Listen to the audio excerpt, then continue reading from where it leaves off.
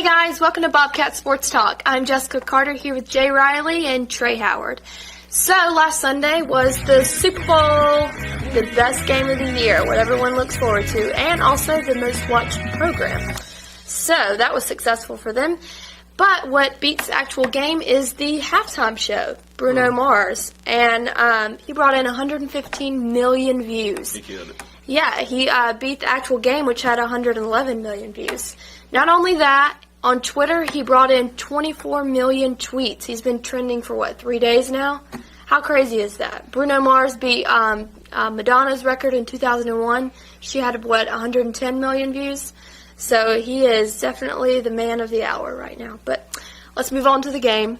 Although I thought the halftime show was pretty much better. Let's talk about the Broncos and the Seahawks. So, what do you think? I think I'll let Trey go first. What is that to say? 43-8, 2 interceptions to 1 touchdown by Peyton. The first play of the game was a safety. The first play out of halftime was a kick return for a touchdown for the Seahawks. I don't know. You go, because this is your team. This is your guy that lost. This is your number 1 seed in the AFC. 55 touchdowns, breaking touchdowns and passing records. This is your guy. I want to hear what you have. What happened? That's what I want to know.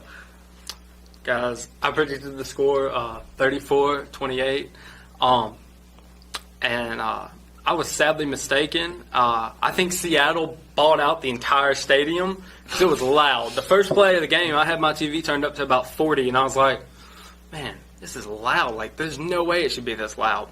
Well, I was listening, and I was like, dude, Peyton's he's not making any, you couldn't hear him. Usually you can hear him audible. Omaha. There was nothing. You couldn't hear in Omaha. You couldn't hear in Nebraska. You couldn't hear anything.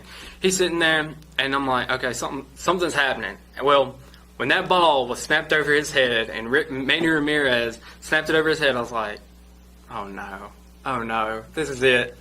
He came to the Super Bowl and he's going to choke.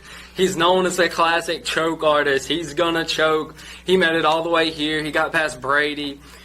And I thought it was Peyton's year, but the Seahawks, I should have known after watching them against San Francisco, that tip pass in the end zone and everything. I was just like, oh man. Well, I have no excuses.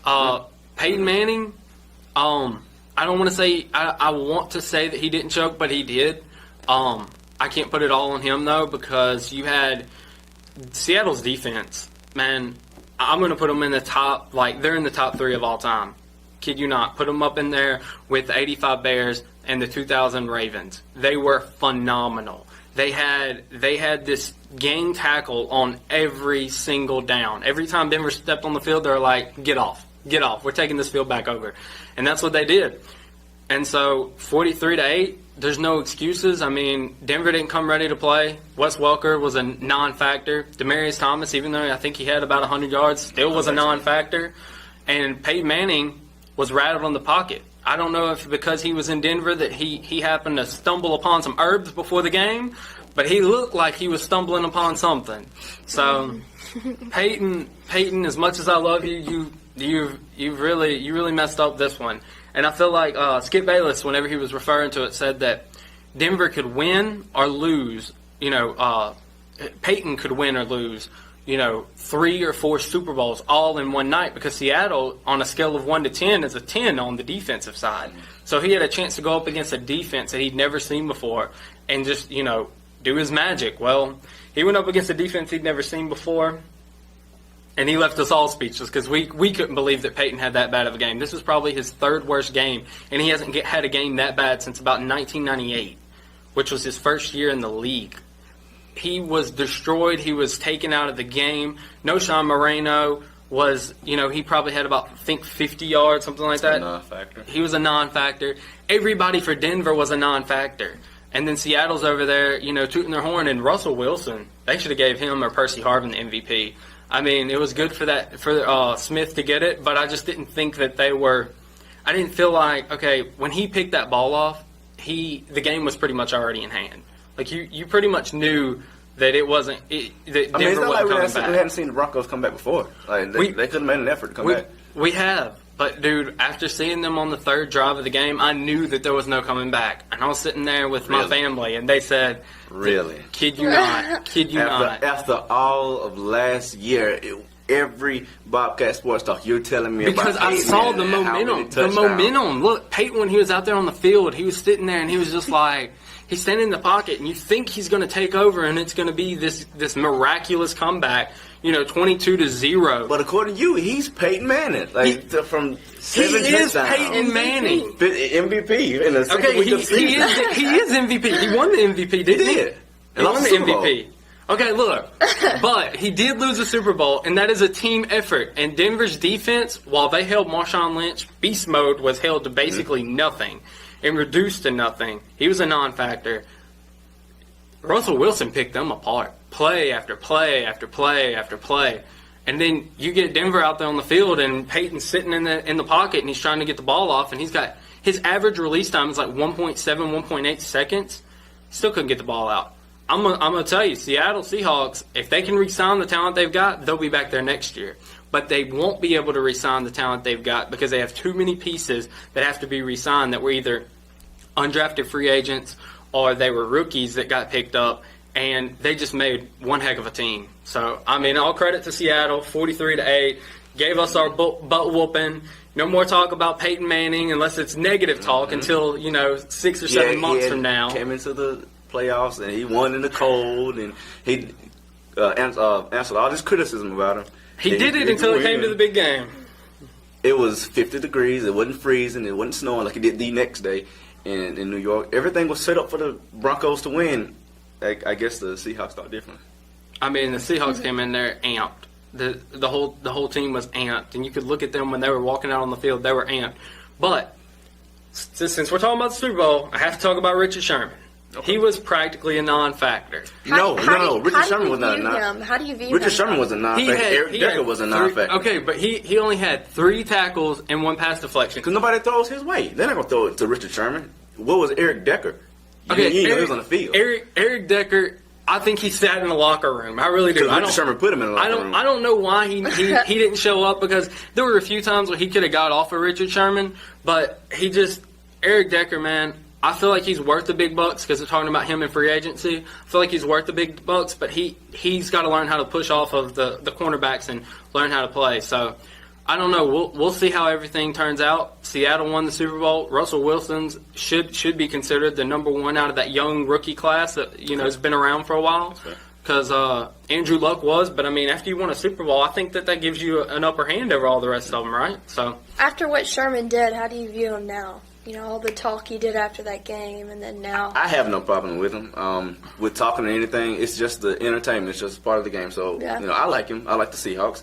I don't feel any kind of way about him. He's a good guy to me, honestly. I like him. I didn't like him. Some of the comments, they seemed a little bit harsh, but when you're in the moment of playing the game, it's like adrenaline. You got that adrenaline rush. And I mean, if I was playing basketball with Michael Jordan and I just beat Michael Jordan one-on-one, I'm going to go scream into the camera. Well, now Michael Crabtree's no Michael Jordan. Not even close. Not even in the same category. But if you were playing somebody and you beat them and it was somebody that you considered to be, on your level or a little bit higher. But would you say, sorry, Michael Jordan? Oh, I beat, sorry, Michael Jordan. It's like, no. I wouldn't put him in that category, but I liked it because he was amped up. He was saying, my team, we are going to the Super Bowl. We're going to win this. They destroyed Denver 43-8. He was amped up. And then, I don't know if y'all keep up with his Twitter account, he gained 400,000, 500,000 Twitter followers. The man just exploded after that rant. And not only did he gain some supporters, he also gained haters. But he defended Peyton after the game. When Peyton had a bad game, he said, I look up to Peyton. I want to be more like Peyton. He tweeted that. And I thought that was a sign of his character. And Peyton could be a stepping block for him learning how to be more professional. Because he could have handled that a little bit more professionally. Yeah. We all know that. But I didn't have any problem with his comments because at first I thought that they were negative. I was like, man, this is just too much. This guy's a thug, quote unquote. But after realizing that, after he not only after he defended Peyton, but before he defended Peyton, and he apologized for what he said, he was like, I should have just gave it credit to my team. I still think that what he did, wasn't extreme by any means. Okay. Well, I think that's going to sum it up on the Super Bowl. We'll have some final words to say a little more about it, but let's move on to NBA. Let's talk about the Lakers. It's got some tension here. This is let's just lay it out all on the around table. bad show for him. His college football team can't win. His NFL team got there and didn't win, and now his basketball team. Jay is just in the doghouse right now. The Lakers, you remember the first game of the season? The Lakers beat the Clippers. Okay, that was a and you joke. came in, you that was was like, a joke. Boom. That was a joke. The Lakers beat the Clippers. Yeah. And I told what I said to you. It's the first game of the season. And now in February, they're 16-32 without Kobe Bryant. And before, it's not just you, but it's all Laker fans. My brother, I have friends back home that all tell me, when Kobe gets back, wait till Kobe gets back. When Kobe gets back, what happened? He hurt again. This is exactly what I'm trying to tell y'all. Kobe isn't Kobe anymore. You should have kept Dwight Howard. But anyway, I'll get back to that. You just hold tight. I'll be right back. I'll be right back. Kobe isn't Kobe. Like 7 years ago when he was the man Kobe, he'd get me, you, Jessica, and Ian and go win a championship because he was just that leader. He could put everybody on his back and just take the team. Now at age 34, he can't do that anymore. Father Time is undefeated, like they always say. Yep. So he can't put the whole team on his back. He needs somebody else. Not only does he need somebody else, he needs another superstar in Dwight Howard. I'm not just saying he just needs Dwight Howard, but in somebody of that caliber, another big name he needs on his team. And would you say Kevin Love fits into that category? Or is he still a star? Is he a superstar or a star? He's a superstar in Minnesota. Okay. I think if he do it on a bigger scale, he can be a superstar. Okay. But anyway, if my thought is if the Lakers would stop trying to let Kobe Bryant run their organization and tell them, well, we don't need Dwight Howard. You need somebody. If you want to get a sixth ring, if they would run their organization and stop trying to sign Kobe sign Kobe to 2 more years and then let him pick and choose who he wants to have. Because they don't have to deal with that anymore. They don't have to go play in L.A. They can go play in Miami or they can go play in Houston. There are other stars around the league, so they just don't need Kobe Bryant. And the league is changing, and Kobe's going to have to change with that league if the Lakers want to keep succeeding. Well, where do I start? We can talk about the players. We can talk about management. We can talk about the owners. But when I think about it, and we can talk about, the mistakes that they've made. We can talk about the coaching. 'Cause Lord knows I don't care about the coaching. But if I really want to hit home, since Jerry Buss handed over the reins of this franchise to Jim Buss, because now he's passed away, and this franchise may never be the same again. And I trust Jenny with the franchise more than I trust Jim, because Jim doesn't know what he's doing. He doesn't know his head, from a hole in the wall, because I really don't think he knows what he's doing. And I just feel like with management, they've got Mitch Kupchak. He's a great GM. He knows what he's doing. The coaching, let's get rid of Mike D'Antoni. Shouldn't have got rid of Mike Brown. That's what I agree. They jumped the bus 4 games in. Mike Brown, we got to get rid of him. We got to find us a better coach. And now we have Mike D'Antoni, who couldn't even win a championship with an all-star team with Steve Nash, Sean Marion, Amari Stoudemire, and a few other good pieces. Still couldn't win a championship. So I look at that and I say, but they are more of a contender than he is with the Lakers. No, they are. Well, yeah, because they had a superstar team, and the Lakers don't have a superstar team, and I can admit that. Kobe's not going to be able, and I'll agree. Kobe is not going to be able to carry the Lakers on his back.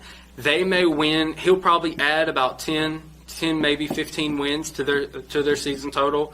But right now, as of right now, I'm not gonna stay on this, but I'm gonna say as of right now, they need to tank this season because we need to pick up some good draft pieces. Who do you want in the draft that's coming out if you're going, quote unquote, tank the season? Jabari Parker may come out because he's on. You don't have to play 1 year of college ball. I'm saying I don't see a game changer or a franchise changer in this draft. I've been watching Jabari Parker, and I feel like he could be a game changer. He's on and off, just like Wiggins, just like Randall. Aaron Gordon. Nobody just jumps off the map to me. Everybody was hyped coming into the season about these little freshmen, about these freshmen coming in, but they had good games, and they've had some awful games. Randall just scored. He went 2 for 6 last game against University of Mississippi. But they don't jump off the map to me. There's not a Kobe Bryant or LeBron James or Kevin Durant in this draft. There isn't. So I mean, I feel like they should tank, but also they're going to get rid of some people though. Free agency's there's going to be some people that are not going to be Lakers anymore. Free agency's coming around, and we're gonna in 2000. I think it's 2015. We're not going to have some of the pieces that we had. We're going to have a whole bunch of cap room that's available, and they need to get rid of as many people as possible. They've already got Kobe signed, but all the other pieces. I mean, you got Nash may retire. You need to keep Kobe, but the rest of them, they need to clear the roster. And I love Pau Gasol, love what he's done for the franchise, but he's not going to be able to keep it up. Like, I don't feel like he's going to be able to keep it up the way Kobe has all these years. I don't feel like Pau Gasol's still in that category of superstar. They're talking about trading him to Phoenix. Yeah, by the way. They're talking about trading him to Phoenix. Yeah. After, he's hurt right now, but they're talking about after he comes back and if he passes the test. So maybe they're doing what you're talking about. Probably trying to clean house. Well, rumor is, and there's always rumors that people are coming to the Lakers. And I mean, I feel like that Knicks trade by David Stern, whenever Chris Paul was supposed to come to the Lakers, that was one of the biggest collapses of the Lakers. We tried putting them back together without Chris Paul. If you would have had Chris Paul, Kobe Bryant, and Dwight Howard, that would have worked. It would have worked. No, because Kobe is still Kobe, and he's still. Kobe would have wanted some. He would have still wanted his touches, but it would have worked because Chris Paul is the type of guy that'll assist to both of them. They would have both got their touches. Chris Paul would have been Chris Paul plays phenomenal defense. You'd have somebody at the point guard position playing phenomenal defense. I'm not talking about touches on the court. As more as who's the dominant player in the locker room. Like, Chris Paul has that alpha male syndrome in him. He wants to be the general. He wants to be the leader of the team. So does Kobe. Not so much with Dwight Howard. But Kobe's quiet in the locker room. I don't know if you've ever heard this, but Kobe's usually quiet in the locker room. He usually lets Pau Gasol and other players talk in the locker room. Oh, in the locker room, on the floor, just general, Right. But back to getting to Dwight Howard. This is why I say they should have kept Dwight Howard. He gave their present. They didn't get to the second round of the playoffs. Nope. But at least they got to the playoffs with Dwight Howard. Where are you going to get with or without Kobe? Not even going to make it to the playoffs because he like I said, he's not the old Kobe. So he needs somebody, preferably the best center. I don't care if you call him the best center or by default because you don't have that many good centers or what. Because he's not even a center in the starting lineup for the All-Star game. But anyway, keep Dwight Howard and shift the focus more towards Dwight Howard instead of Kobe. Not just saying push Kobe to the side because he's still Kobe Bryant now. Right. I mean, he's gonna get up probably 20, so he can play till he's about 40 years old, I guess, because he's good, but he's not Michael Jordan. Right. You can say Michael Jordan made Scottie Pippen a little better. Kobe's not gonna make anybody better. You got to be good or willing to play when you get to LA. Kobe's not that type of player. He's about himself, and if you're good, we're good. If you're good, I'm good, and we're good. Okay. It's not like Michael Jordan where we're gonna be good together. We're gonna take it together and get this ring. So I don't know. I don't know if I agree with that because Pau Gasol came to LA, and Kobe and Pau have been the best of friends since he came to LA, and the two of them have won 2 rings together. And Pau's been. I mean, Pau and Kobe. Kobe's made Pau better in some ways, and Pau's made Kobe better in some ways. I do not think so. Pau's an all-star before he got to L.A., and he was an all-star when he in L.A. So I don't think Kobe elevated Pau's game. I guess you can say they helped each other on the court as Kobe spread. Andrew Bynum had a pretty good played pretty well for L.A. too. When he wasn't hurt, he played. But did Kobe make him better? I don't think Kobe made him better. You don't think Kobe made him better? I think he just grew into being that player that he was with coaching and with practice, and I don't think Kobe had that big of influence on Andrew Bynum's play or Pau Gasol. Well, when it all comes down to it and you round it out, the Lakers, they need to clear the board. They need to go after Carmelo. There's already rumors that Carmelo is going to come there. They need to go after Kevin Love. What they need to do is they need to get rid of Mike D'Antoni. Now, these are just hopes and wishes and throwing dreams out. They need to get rid of all the other players. They need to keep Kobe because he's already signed. Pick up K-Love, pick up Carmelo. You get that group together. Find some other pieces that'll work with them. I do like Nick. Nick Young. I like Nick Young. Are you saying either or, go after either or Carmelo or No, I think they Kevin should Love? go after both I of think they have them. enough They're money gonna- to get both of them because both of them want max contracts. And Kobe, if you want to sign Kobe to that big contract, maybe. But I think it's too much money to go after both of them and then still have Kobe on the books. Well, I think that they could manage because the Lakers have already been known for their luxury taxes. So I think they could go after him. I really do. Well, that wraps up Lakers and Kobe Bryant. Let's move on. Congrats to all the new signings. We have 19 signees today at Jones. One is Tevin Moore, who's a top prospect from Stringer. So hope you enjoy today and celebrate tonight and everything. And we welcome you to Jones. Let's move on to final word. My final word is going to be the furniture store in Texas that said if you come by $6,000 worth of furniture or more, if the Broncos win, I don't think there was any other bet, but if the Seahawks lose, we'll give you a full refund. They ended up paying back $7.6 million to these people. These people got free furniture. And, they come on air and people are saying, how do you feel about losing $7.6 million? And they're like, well, it's good advertisement. Granted, but in a week, I'm not even going to think about this furniture store anymore. I mean, they can't go on air and say, "Oh man, God, we really messed up with that promotion." They got to think of all the commercials you could have bought. Like I will remember the Coca-Cola commercial with the dog. I think it was so cute. I will never forget it. I think you could have used your money elsewhere. I'll remember the T-Mobile commercials. T-Mobile. I'll remember that for the rest of my life. Yeah. I won't remember buying a piece of furniture from somewhere. I'll be Yeah, like, it's just like oh yeah, I remember getting that from this furniture store in Texas. It just meant the world to me. Nobody talks about furniture, really? Really? Yeah. Nah. But what are your final words? My final words are, Peyton, come back. Come back. I know you got your butt slaughtered, but come back and show the world who you really are. Because I feel like you can do what John Elway did. You can come back and win 2, then you can be tied with Brady because we know Brady's probably not going to win another one. That's fair. So I'm just saying, come back, show the world you're still Peyton Manning even after your almost worst loss of ever. But come back, show the world who you are. Peyton retire and become a quarterback coach of the Seattle Seahawks. Is that your? That's the best. No, I just want to give some love to Lolo Jones, a woman being in Sochi, Russia. She's a part of the bobsled team that's going to be in the Winter Olympics, and I just want to give her some. I want to do that. It's been a couple of weeks since it's passed, but we hadn't done this, so I just want to say congratulations to Lolo Jones, and she's been assigned to a bobsled team I love her in name. Sochi. Lolo Jones. She's Lolo. beautiful. I've heard of her Yes, before. she She's beautiful. She's very good. She went to LSU, right?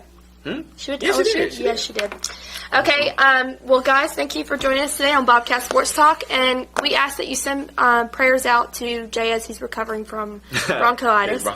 Bronchitis, is that what you said? Okay. Well, he's getting better. Monday he was absent, but now he's here. He's here Monday. He's It's here okay, Monday. guys.